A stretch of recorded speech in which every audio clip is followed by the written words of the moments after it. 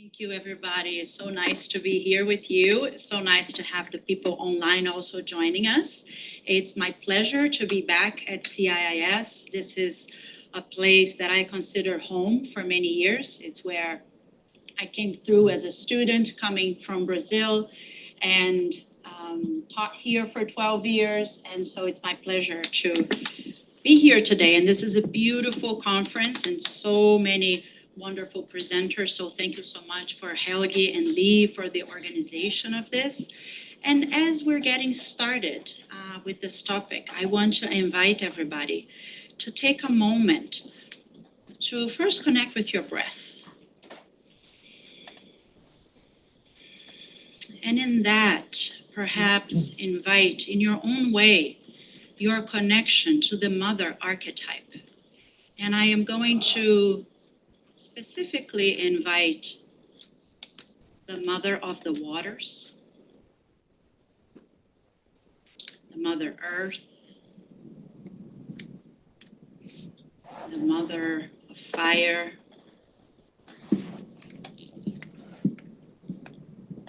and the mother of air. So in whatever way, symbolically, any of these elements, any of these archetypes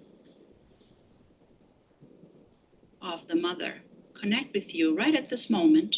It may be different at different times. Let's just go ahead and welcome that.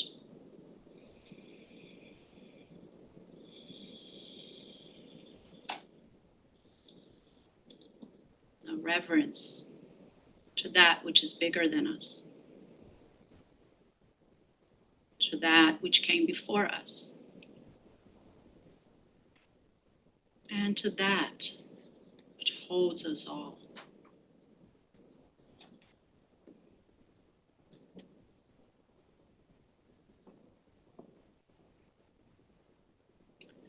And then notice the contact your feet has with the ground, your sit bones with the chair.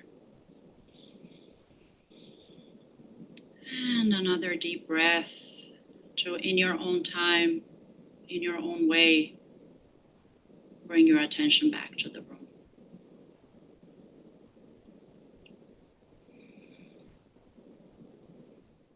Thank you. I appreciate a moment of mindfulness and you joining me in it. I have been for the last 4 years working at the University of San Francisco at the Tripper Lab. And there we do psilocybin-assisted psychotherapy research. We have been assigned for the USONA study that looked into a major depressive disorder. And then we have some investigated studies with people with Parkinson's disease, healthy individuals, people with bipolar disorder, chronic pain, and anorexia nervosa. And so some of what I'm going to be talking to you today here is informed by my work there and conducting psilocybin-assisted psychotherapy for all these different populations. So what do we know about the psychedelic research? In this last decade, there has been a lot of renewed interest in psilocybin and LSD and MDMA and 5-MeO, ibogaine, ketamine, all looking into difficult to treat psychological ailments. And we know that the research is embedded in a biomedical focus, always looking into the reduction of symptoms, its outcomes. Neuroscience is very much in the foreground with psychiatry looking at the brain, looking at mechanisms of action and transformation.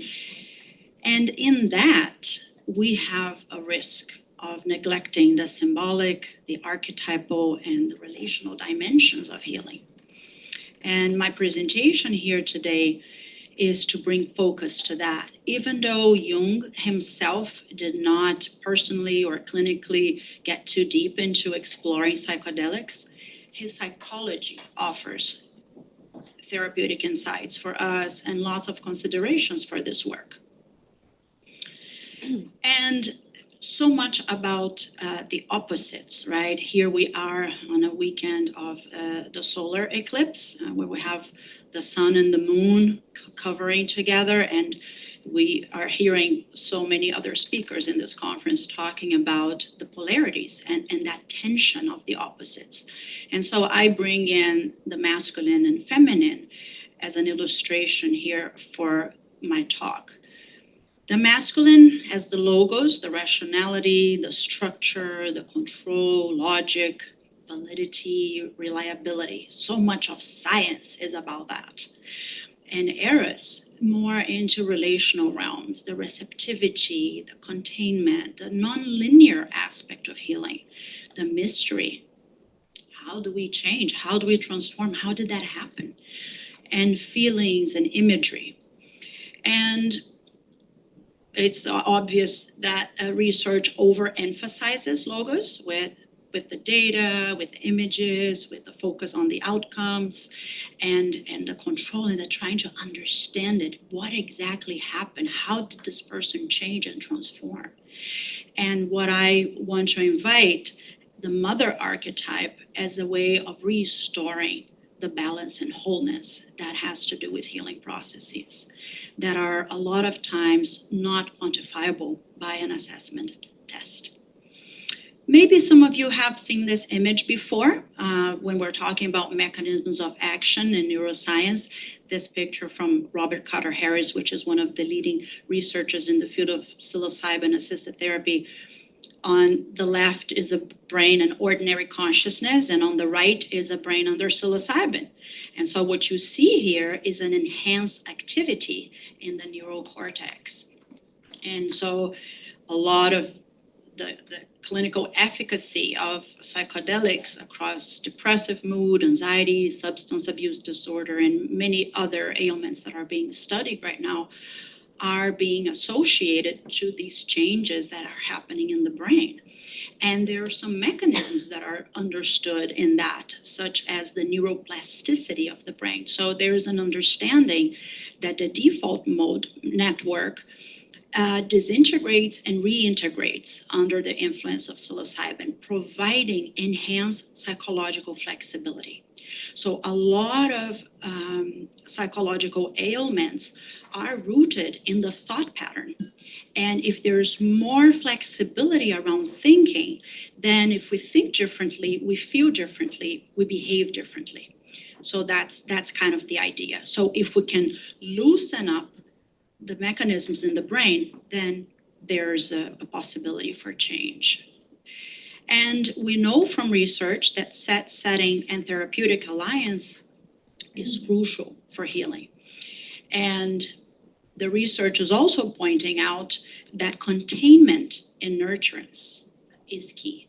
And so here, central to the mechanisms of action that is happening at the brain level is this idea of the mother archetype, of the containment, of the relationship, of the safety and the trust that is needed in the moment for the whole person to do that process, because we are not just the brain, right? And we do that in light of psychotherapy. So psychedelic sessions are like a sandwich. So you have psychotherapy before and after. And what we call dosing day, the psychedelic, the journey itself, the drug administration happens in between. And psychotherapy, like Jung would say, is to care for the soul. It's a way of attending to that deepest part of ourselves and to contacting the essence of who we are. And a lot of times the role of the therapist is key and influential in the possibility for that to happen, for the access that a person will have to themselves, which is going to ignite their change and transformation. So here Jung offers us his vision of psychotherapy, and it might be familiar to some of you. He thought that therapists should study not only psychology, but mythology, archaeology, and religion in order to be adequately prepared to treat people in deep spaces, such as dream work or active imagination, or navigating the depths of the psyche, which is what happens with psychedelics. The cathartic method that he described invited an interned gaze in order to observe the images, the feelings, the things that were repressed or forgotten, and how they would come back. And so in that, becoming conscious of the shadow so that we could discover our own sense of wholeness. So he articulated this idea that in order to become whole, we need to dive deep inside of ourselves to uncover parts that we have forgotten about. And this process is not only an intellectual recognition, but a confirmation of the heart and the release of the suppressed emotion. So here, when we're doing psychedelics, it's a natural process because the compound usually opens up the psyche, and the individual will have the access to that repressed memory, to those forgotten feelings, to imagery and symbols that they didn't realize were influencing who they are or are initiating something where they are in the process of their becoming. And it's not an easy process. Jung was always very careful around people diving into the depths of themselves, diving into the shadow. It's not a process to be taken lightly. It's a process that does require a deep dedication and skill to support somebody disintegrate and integrate. And the archetype of the mother here comes as a universal force, a pattern of that we see in the collective unconscious, like I did in the beginning of my talk today in thinking about archetypes of the mother and how you relate to them, and the representation of this nurturing, protective aspects of the feminine in the best of the cases, because we also know as everything has two sides, right? And so at the same time that it can encompass nurturance, it can also encompass engulfment. You know, for some of my patients, I may be somebody that they find it deeply trusting and resourcing, and for other patients, I may seem scary because depending of their internalized working models, that projection, that transference into the therapist, into the mother archetype, can encompass the complexity and the dual nature of that archetype. But in psychedelic sessions, this archetype comes up in symbols. It is very common for people to actually have the images of goddesses, of entities, of deities, see themselves in that, see those entities and those deities coming to them as a way of receiving support and guidance. It's also common for people to experience being taken by the river, or feeling their body in the water, or being somehow embraced by goodness and support. It's also common for people to get into the other side of the archetype and feel the Mother Earth. And in that, it's both the beauty of the nature and the abundance, and how we so rejuvenate and rejoice ourselves when we are in the forest and the ocean, but also the pain of the suffering of the earth may come about for them, and they may find that very distressing because they become aware in a deep way of the challenges that we are encountering as human beings living on the earth right now. And in therapy, usually this archetype is about containment. It's about protection as well, especially in psychedelic sessions when we're looking for people not to get hurt in the space, and really create a vessel, a containment for those archetypes to be processed through, and those encounters with the deep psyche to be done in a safe way. This archetype transcends gender. So if you identify with another gender and you may be wondering, well, can I be this nurturing? Can I be this person who contains, who supports? Yes, you can, because archetypes are not, it's a psychic function, and it's available to everybody regardless of the gender that you embody or choose to identify with. And usually this archetype has to do with our worldview, because our early experiences with the mother influence our psychological development, our personal growth, our individuation process.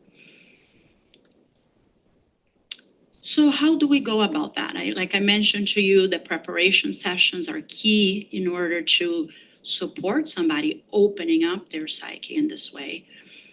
And first is about establishing a relational field through the empathic presence, the somatic attunement, and really working with the safe container via getting to know who the person is, what walks of life they have, what kind of resources they're connected with, what kind of spiritual beliefs do they have. I don't know if you were here yesterday for Helge's talk on death, and he mentioned, does the therapist ever ask about the contemplation of your own death? How do you imagine that? So we ask these kind of questions because psychedelics will put people into that confrontation of their own ego, their own finitude, their own limitations, as well as the vastness of the universe. And so it's in that is good to know. What are your beliefs around it? What do you think it would happen to you when you died? Especially when we're dealing with populations that are living with cancer, that are living with Parkinson's disease. And those contemplations are already in the back of their minds. And when they come to a research study, they don't dare to admit, I've been thinking about death. I've been thinking about what's going to happen to me when this disease progresses. How will I die? So all of those conversations we have in preparation, because once they are under the influence of psilocybin, those questions and those feelings will come up. They will very clearly access them. And we educate them around that. We prepare them by telling them, this is what may happen. This is what you may encounter. And then we strategize ways of providing support. We help them understand where they're coming from. So Jung talked a lot about the multiplicity of the mind, the splinters mind or cultural complexes, these parts of us that we don't fully acknowledge. It's there, it's kind of hidden, it's raw, we don't like it to admit it, not even to ourselves.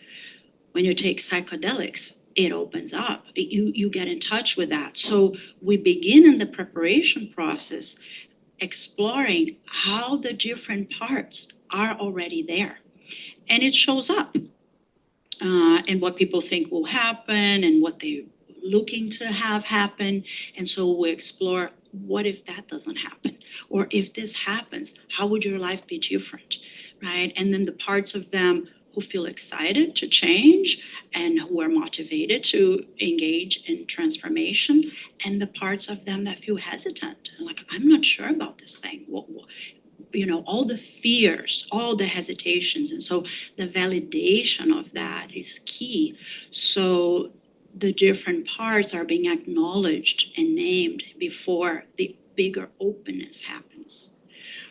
We do all of that in mindfulness and in a collaborative stance.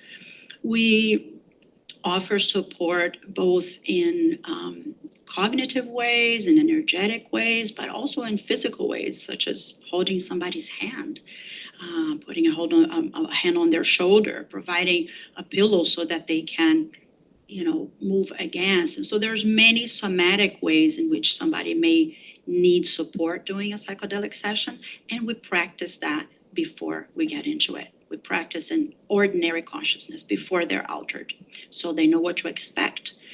And we also invite them to bring something with them to the psilocybin session that would be an asset. It's kind of this idea of the token, and I love Marie-Louise von France when, with the comfort objects, this idea of, when you have the hero and he's going through the difficult part of the story, and then all of a sudden magical sandals come up, right? And then it helps them make that transition. And so comfort objects it's kind of like that. It's a token that symbolizes the transition between ego and soul, and then can help somebody in a moment where they're finding themselves in that travessia, in the middle of that journey. They're not yet here or there, they're in between. And there's always a support person that we like to ignite in their life, somebody who will pick them up, somebody who hopefully understands some of this dimension that can talk to them, besides us as therapists and the team, but expanding the notion that the people could reach out and be more connected to their resources. Now, we work with this principle, which is a very Jungian concept of the inner healing intelligence, which is the capacity to restore equilibrium, to restore, and is our natural movement towards wholeness and well-being. And to activate this innate capacity, we try to create a setting that would allow the obstacles that inhibit the healing to be removed. It's a process of honoring and expressing strength from within. It's our own voice of wisdom. And it's a cultivation of a deep relationship with oneself, or what Jung would call the self. And so for the psychedelic sessions, this is what we invite people to understand, that by taking in a compound that is going to open up their consciousness, they will have the opportunity to contact their inner healing intelligence. So with psilocybin, it's not so much like you're going to see a blue elephant flying in this room. You will just get a deeper dive inside of your own psyche. And so there is not, people don't have to be afraid of hallucinations or distortions of the environment, but rather they have to be prepared to face themselves. It's like a deep meditation. It's getting really into their own being. And if they have this concept that the wisdom or the healing lies inside of themselves, it's not coming from outside. And I find this concept really empowering. So inspired by Jung, inspired by a humanistic approach that I've been embedded in my practice for 25 years, as well as a trauma-informed way, where we as the therapists, we're just creating a space for people to contact themselves. So we're not the ones delivering the healing. We're the ones supporting people access the healing capacity that already exists inside of themselves. So it is a very different notion. And unfortunately, just as a side note, we do see a distortion of that as well in the psychedelic community, as people self-proclaim shamans and think that they can go ahead and perform healing in other people. And I am presenting here the idea that is the person is already equipped with that, with the proper support. And what exactly, going back to that idea of the mechanisms of action, in that slide that I showed you, the image of the brain, that super connected neural activity, what's happening in that moment, in the imagination, in the symbolic, in the inner psyche, it's what we call a mystical experience, which is something really difficult to describe with words, because it's a profound experience. It's very personal. It's ineffable. It has a noetic quality to it. It's an experience that provides insights. It has a sense of something deeply important, knowledge that is beyond ordinary understanding. It doesn't come from the cognition. It comes from the soul. It's transient. We don't stay in mystical experiences for too long. We have a taste of it, and then it's gone. And so you need to catch that glimpse of it when it happens. And it's got a passive quality to it. It's not something that we decide, all right, today I'm going to go out and have a mystical experience. It doesn't happen like that. It's through usually practices of meditation, of deep engagement with the psyche, with the body, with our inner world, with spirituality, with deities or something that is bigger than ourselves. And here psychedelics are going to bring, an invitation to all these levels to happen at once. And there perhaps the person finds themselves in that state.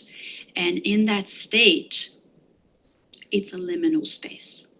It's a space that is a space in between. It's comparable to an initiation rite where there's a transition. It's ego dissolution, and there's a symbolic death and rebirth. Stan Grof talks a lot about that in his theory of the birth matrices, where the disintegration and the death and the rebirth and the transformation, and how those navigating through those passages in a symbolic way can lead into transformation. And here the mother archetype appears as holding in the rebirthing imagery. So sometimes people through psychedelic sessions sees themselves pregnant or being born or in the presence of the mother.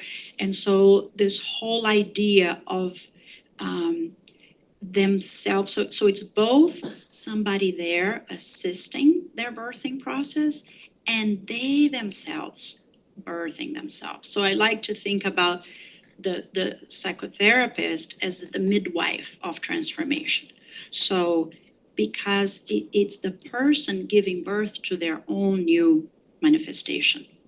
They are going through that themselves. And in that, sometimes it's beautiful to see the archetype then being embodied. So from that psychic function of the therapist being outside and being that image that is being the transfer is happening towards, the projection, the dependency, the idealization, to when the person experiences themselves with their deep psyche and are able to do their internal transformations, and they realize they have that capacity and they can actually hold that transformation, that change for themselves, which is very empowering as well. And through those sessions, the presence of archetypes and the collective unconscious are very present. Sometimes I tell people not to read the news before they do a psychedelic session. I mean, seriously, right? I remember, Thursday morning, I was taking a yoga class first thing in the morning to start the day at 8 a.m. And on my way, listen to KQED, I heard about Jimmy Kimmel being fired. And I was so mad. And my whole yoga practice was with that anger, right? And I actually arrived and I saw people on their mats and I wanted to scream. I wanted to say, wake up. Don't you know what's happening? So this idea that whatever is happening to us in a collective way, we are feeling it, whether we are aware of it or not, and we're metabolizing that. And so those images, those processes, they come into play through patterns, through myths, through dreams, through visions. And in the psychedelic state, it's going to constellate all that archetypal material. So it was a good thing that I was going to yoga that was grounding and helped me calm down instead of going to a psychedelic session, because I don't know what would have come up for me then, right? And the therapeutic container then is going to mediate that encounter in a sense that sometimes we don't control it, and people do see the news and they come in and their session afterwards is this deep sorrow about the homeless people that they just saw, or Russia taking over, or whatever it is.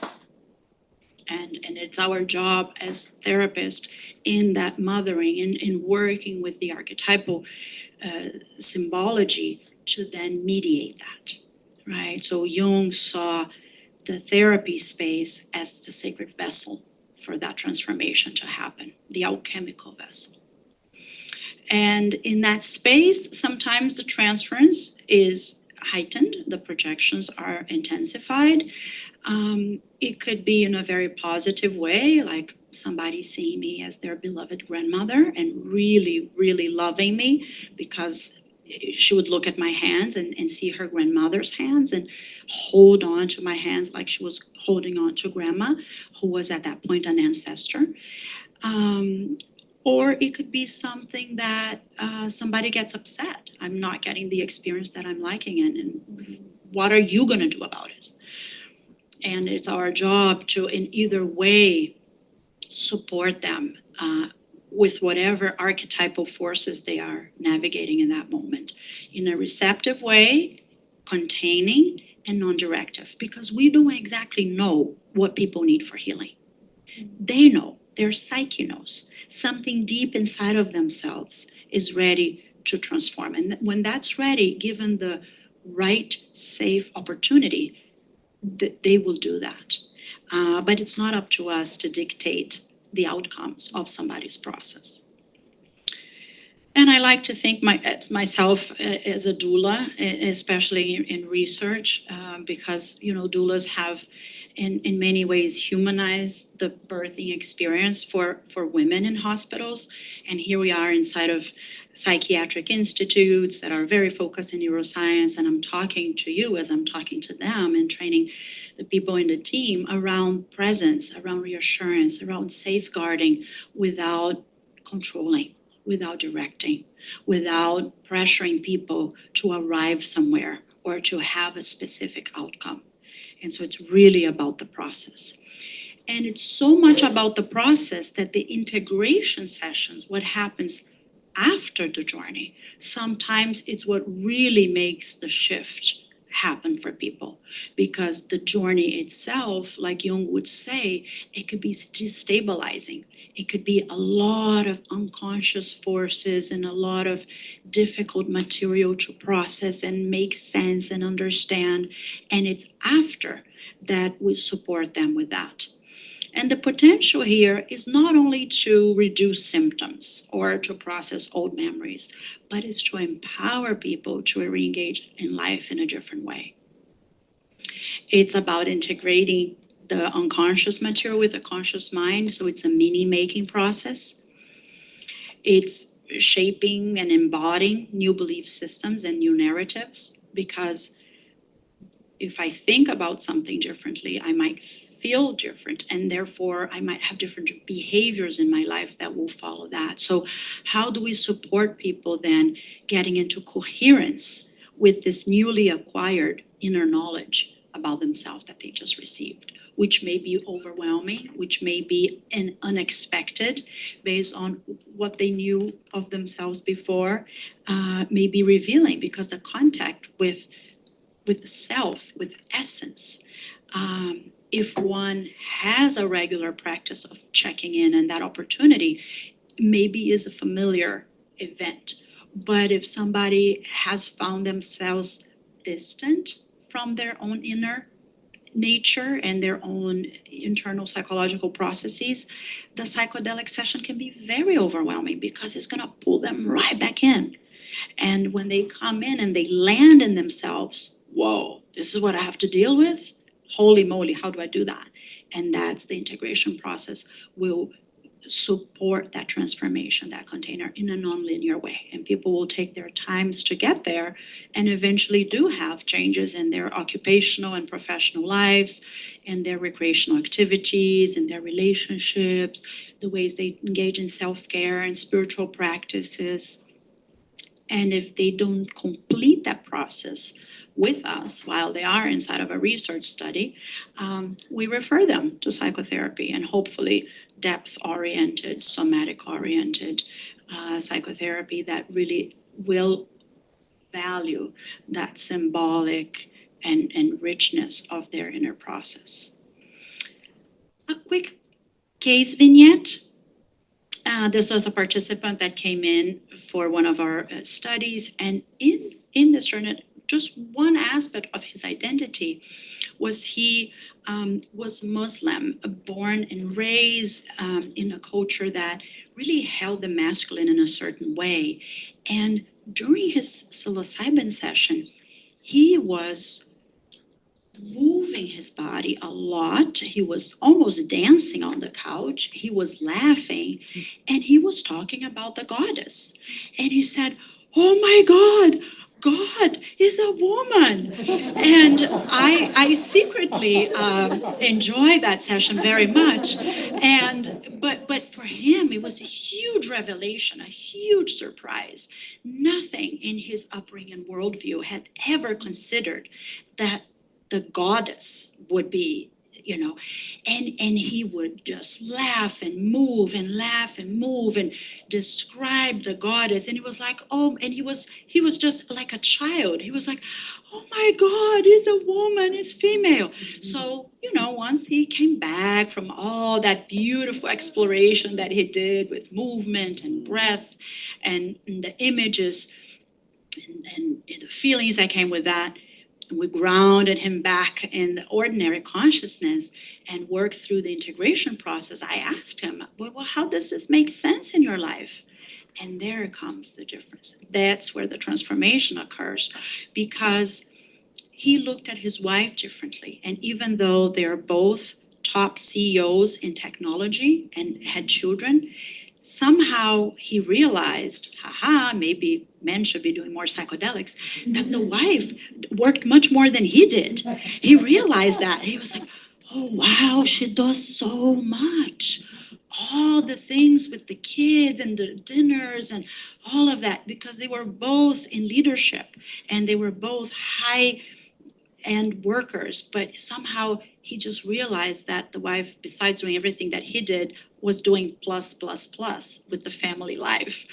And he decided he was going to chime in on that. He was also a leader of a team in tech, which holds really high standards for people in terms of how they dedicated their times. And he came out of the session saying, one of my workers is pregnant. Oh, she needs an adjustment in her schedule. Oh my goodness. And he did that. And we worked through all his internalized masculine owned belief systems that it should be the same for everybody. And all of a sudden he was like, she has a big belly, she's going to have a baby. He saw her as the goddess, right? And he told her she could arrive later in the meetings and made adjustments to the schedule. And so those are the type of things that are interesting to see, which is, the meaning making process. So you have this experience with the goddess, with the sacred feminine, and how does this make sense to you for your own life, for the relationships that you are in? How do you understand that, and how do you carry that forth? And I promise I had no input there. But I was thrilled for him and for all the women in his life. So here is, as I'm bringing this to a close, to have you comment or question something, the clinical implications is the therapist really embodying that containment and that reverence to the process. It's people having training in archetypal awareness as part of their work, especially if they want to work with psychedelics or deep states. It's their understanding of how to work with dreams, with myths, with symbolism, I would say with spirituality. It's ethical vigilance around the archetypal shadow, like I mentioned briefly here, of people self-proclaiming themselves as shamans or healers or whatever they think that their role is, that then falls into manipulation and misuse of power in the therapeutic and psychedelic realm. So I want to call in for expansion of methods in psychedelic research and phenomenology and qualitative aspects, and us doing symbolic analysis, challenging cultural narratives of control and commodification of psychedelics, like it's a bullet magic that you just take a pill and you're transformed and your life is something else. It is not like that. I'm trying to tell you here in the light of this conference and honoring Jung and his work with the psyche and the depth and relational, symbolic, archetypal dimensions of healing take time, and it takes dedication to it, and it's not something that you just switch like that. You may have a switch and an insight, but the depth of the process does require a lot more. And so the preservation of the sacred dimensions of the work of psychology and depth psychology to be balanced with science. So as we advance scientifically, as we're going to be looking at programs with psychedelics being rolled out in different dimensions. I just heard yesterday the lab that I work with received a grant to work with 4 different VAs in 4 different states in the United States. And so there's a part of me that is really excited to see this kind of healing and therapeutic intervention being widely available. And then there's another part of me that really wonders about the psychologists in the VA and whether or not they have the theoretical background and the clinical skills and the dedication to depth and the dimensions that this kind of work opens the psyche towards. That is not their evidence-based cognitive restructuring kind of intervention. This is of another realm. And so I guess we have a lot of work ahead of ourselves in order to catch up and support the development of the field in a way that honors healing in its wholeness and its and in the way it's supposed to be. And here's a picture of the first one on the top is me coloring during a psychedelic session, because those are 6 to 8 hour sessions, and we have to entertain ourselves as somebody is deep inside of themselves, and if they're in a very profound contemplative space, coloring helps me pass the time. And at the end of the session, this participant wanted to see what I colored, and Jung would love that, because he said to me that what I colored was what he saw. He said the colors that I chose were the colors in his vision. And he asked if I could give him that paper. And I said, sure, it's yours. I've been coloring here while you're having your process. You can have it. And I gave it to him. And in the next day, in the integration session, he shows up and it's in a frame. You see, he put it in a frame and he said, I will hold on to this forever. This is the symbol of my transformation. Because whatever happened to him, that would then took weeks to unpack and for him to make meaning and do his inner work with that. It was a lot. He was an elder and he had a very difficult childhood. He said, I will always have this on the wall because it reminds me of myself, of my own process and my ability to heal and transform.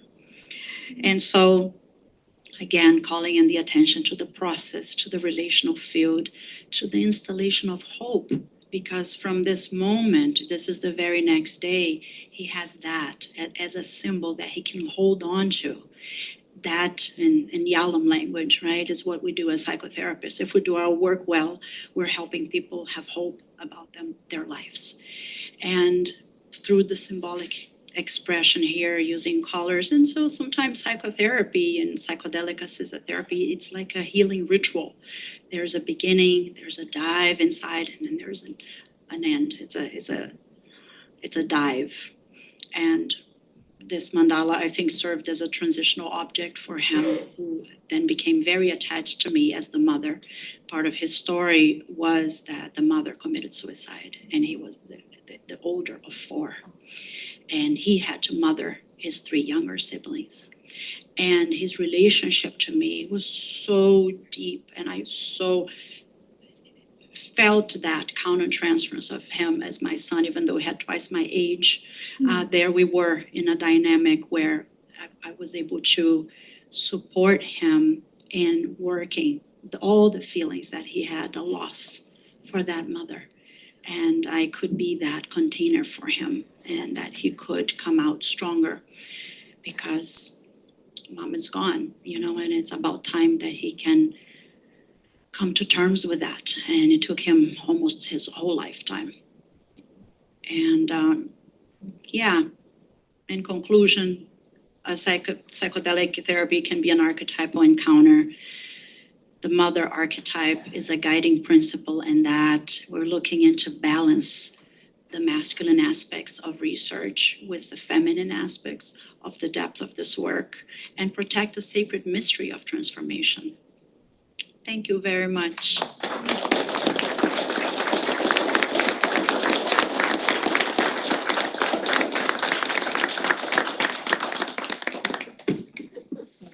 Much, Gisele. Amazing talk. So we'll open it up for questions. And because our folks online need to hear, I'm just going to ask you to come up and speak into the mic. You have to use this microphone, so whoever wants to talk, come and ask a question. Yes, come on up, River. Yeah. I think it's easier. Hi, Gisele. Loved your presentation. I felt that mother energy as well. Thank you. I have a really quick one. I wonder, in your clinical studies in the research groups, have you had clients that have just had completely physical journeys, and there were no visions, just extremely physical? And if you have, can you please talk about that? Thank you.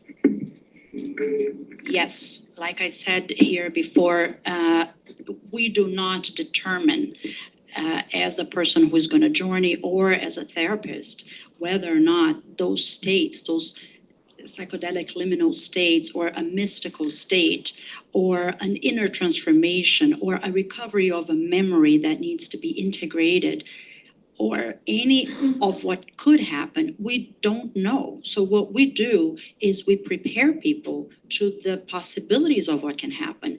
And one possibility that can happen is that they have a very somatic experience, like you say.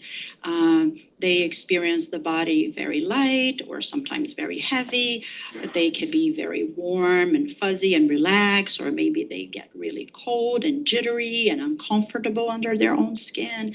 So it varies tremendously. It really depends on where they're at. I like to think about the psyche goes where it needs to go. And so from the therapist stance and in preparing people to enter psychedelic states, to let go of the attachment of what the outcome can be, it's the best mindset. To really go in with curiosity and openness, because you may get what you're expecting for, and you may not. And so, and we trust that process.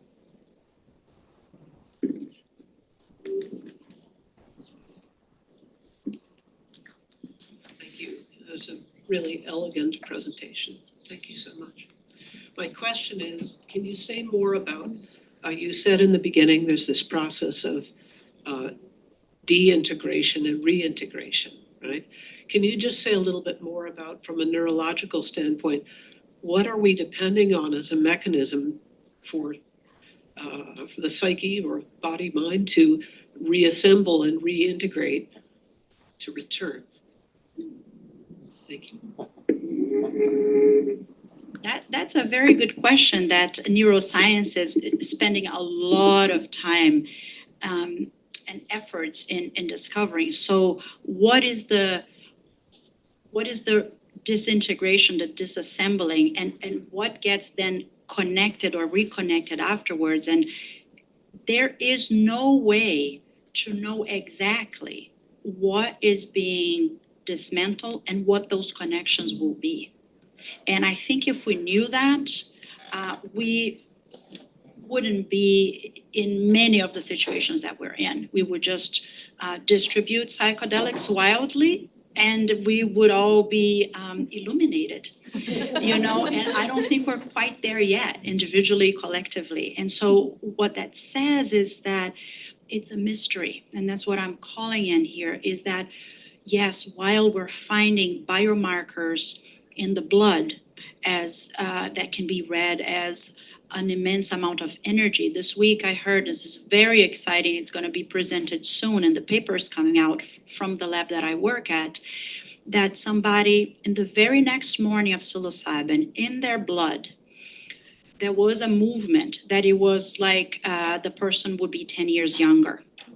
So what does that mean? It means a boost of energy. All of a sudden their physiology is of a younger person. What does that mean for transformation? I don't know. If you have a really good night's sleep and you go to a fabulous vacation or you fall in love, maybe you look 10 years younger or wake up feeling 10 years younger. You know what I mean? So how does that translates into which healing exactly is going to bring and how? We don't know. It's to be continued. Obrigada. Thank you so much, Gisele. It was an awesome talk. I have a lot of food for thought here, and my interest in my question is about specific diseases. My particular interest is in learning more about Parkinson's disease, but my question might be a little wider in the sense that you want to know if you've held enough sessions with people with the same diagnosis, and if based with the fact that you mentioned before that there are certain things that we manifest in our bodies because of certain patterns of thinking, if you've seen with people that share the same diagnosis, if there was any common theme or archetypal symbolism or anything that you could connect with the disease that they had as a diagnosis or of anything. I am interested more in Parkinson's, but I'm curious as a whole. That's great. So the way I would answer that, I would say yes, there is something that when people hold a diagnosis such as Parkinson's disease, they will have similar processes or archetypal forces that they're dealing with. For example, they are looking at life in a different way, so there's an adjustment to life as it was because there's changes in physical, motor symptoms, changes in cognition, and it's a mood disorder. And so not only people have changes in the body, but it's part of the disease that the person feels depressed or anxious, right? And so, and in that, yes, they are grappling with the advancement of the disease. There's a lot of unknown. Every person manifests it differently in a different timeline. And so doctors are not able to say, oh, you will deteriorate in about 2.5 years, or this will be like this for the next 10. It's a mystery that, again, we all live with that. We don't know what's going to happen with us in 2.5 years or 10 years, but we live under the impression that it's going to stay the same, maybe, or it's going to get better, or maybe it will get worse, but we don't know, right? But for somebody with a diagnosis, that becomes a very concrete process. It arrives at their daily lives and in their relationships and how they begin to make changes in identity, how they see themselves in the world, how they see the people around them, how they utilize or don't utilize their support systems. So yes, there are lots of themes that have to do with what I would put under the big umbrella of quality of life that people are looking at, discussing, working through, and a lot of existential. And it's very common. I've seen a number of participants in this study who are contemplating the death in the how. I want to make plans for how I die, and which is, they have the right because they have a clear sense. I don't want to be like this or that. This is the limit of how much I'm going to endure this. And if this happened, then I want to be able to put an end to it. And I think you see some of those topics also with other types of diagnosis, and it's interesting because within this talk, if I'm talking about the depth, and I'm talking about the biomedical, the biomedical will look at that and will register as an adverse event of the research, and it's gonna say the person is contemplating suicidality, right? So it's labeled as a negative and as an unexpected and undesired aspect of the outcome. I actually think it's a healthy process. It's the person coming to terms with how they want to live, and in that how they want to die, and talking about it with their loved ones and their family members and making plans around that. So it's a deep process of transformation. So a person comes in with the denial of the disease because some of the narratives may be, well, I have Parkinson, but so what? Like, I'm just trying to live my life. And then after the doses of psilocybin, they say, I'm talking to my husband about where we're going to live. And I'm telling my children of things that I want. So it changes the narrative because it changes how they relate to themselves in relationship to having the disease.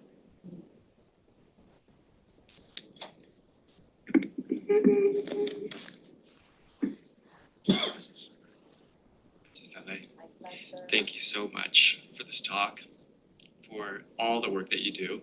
I think it's so important, and what you stand for and the work you do is so amazing. The question I had is, sometimes I think the way people talk about research is in this frame as if it's a step towards something else. But I actually think it's interesting to think about it as a phenomenon in and of itself. And so taking that as a frame, your patient who you were talking about who said, oh my gosh, I realized that God is a woman, and that helped me appreciate something about my wife, my coworkers. He came in touch with the mother archetype. I'm curious, I actually don't know. What is the father archetype? And does it play a role? Is Josh present in these spaces? That's my question. That's a wonderful question. So yes, so it's true that if we're talking about research, it's a method, it's a way of unfolding into something, and we're studying, we are engaging with knowledge, we are investigating something that we don't know yet. And so there is something deeply intriguing and nonlinear about it too, right? In that sense. What would be like for somebody to encounter the father archetype? It really depends. This has to do with their own meaning making and representation of what these archetypal forces mean in their lives, right? And so if the father archetype, I mean, it's an overgeneralization, but is it bringing some kind of order, some kind of control, some kind of oversight, concreteness, structure to something in their lives, and how are they relating to that? So for somebody who is the father archetype is in the shadow, may be a wonderful thing that they realize, wow, I need more structure in my life. I'm all over the place. And in that, they can implement ways in their daily routine that would support them with that masculine quality of however that means and manifests for them. And so I am not here favoring necessarily the mother archetype. I am inviting a reflection of certain qualities, especially around psychedelic-assisted therapy, that would bring balance to a field that is so interested in discovering the mechanism of action as being in the brain. And we know that it is in the brain, we know it's in the blood, we know that it's in the EEG and in the PET scan and the fMRI, we know that. But that is not all there is what I'm trying to say, because we are human beings, we're multidimensional beings. Healing is a nonlinear endeavor. And can we not get lost along the way? It is what I'm trying to bring up here. Can we value the depth in psychedelics, because another thing that I see, and it's not only in the research realm, but it's psychedelics in general, is people overusing, right? So people go to a journey, go to a shaman, they use this medicine, they use that other medicine, and it's an overuse, as if that constant opening of the psyche in a repetitive way will bring the magic and transformation that they're looking for. And it also doesn't happen like that, because they're not having the integration. The integration process, the meaning making, and the grounding the changes into daily life, it's what's gonna make you shift, make you feel different, and your life have a different quality, and your behaviors and whatever it is have a different manifestation. But it's not something that we can fetch from outside in. It's an inside out process. And so I'm using the mother archetype here as the mother. When we're watching, a child develop, we cannot make that child grow. We have to wait for them to start to walk, right? And then when they start walking, they have their own independence and how they are going to run and explore the environment. And it's our job just to keep them safe, right? So just a couple weeks ago, my son started 7th grade and told me, I don't want you to bike to school with me anymore. Oh, so the mother archetype here really enjoyed the bike rides in the morning with him, but he did not enjoy that with me. He wants to be by himself. He doesn't want to arrive at school with mama because all the other boys arrive by themselves, right? So my job is to provide the vessel, the containment that at this point now is beyond the house. It has extended not only to school, but to the community. And I'm trusting that container so that he can continue his process of individuation.